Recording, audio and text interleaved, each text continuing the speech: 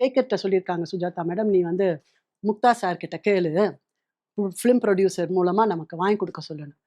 நீங்க நம்ப மாட்டீங்க. அப்பா வந்து அவங்க அவங்க அவங்களுக்கு ஓரளவுக்கு தெரியும் இல்லையா? எந்தெந்த படத்துல நடிக்கிறோன்றது தெரியும்.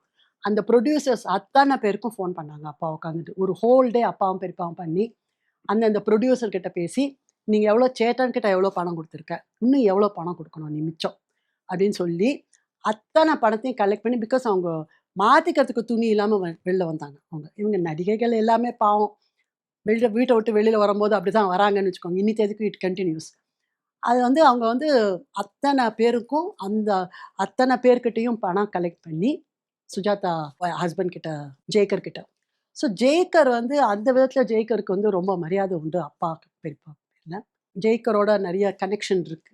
இப்பயும் எங்களுக்கு. அவர் வந்து நெறைய ஷேர் பண்ணிட்டாரு. என்கிட்டயும், எங்க அம்மாகிட்டயும். சுஜாதாவோட ஹோல் ஸ்டோரி. எப்படி மீட் பண்ணோம்? எப்படி கல்யாணம் பண்ணிட்டோம்? என்னலாம் கஷ்டப்பட்டோம்?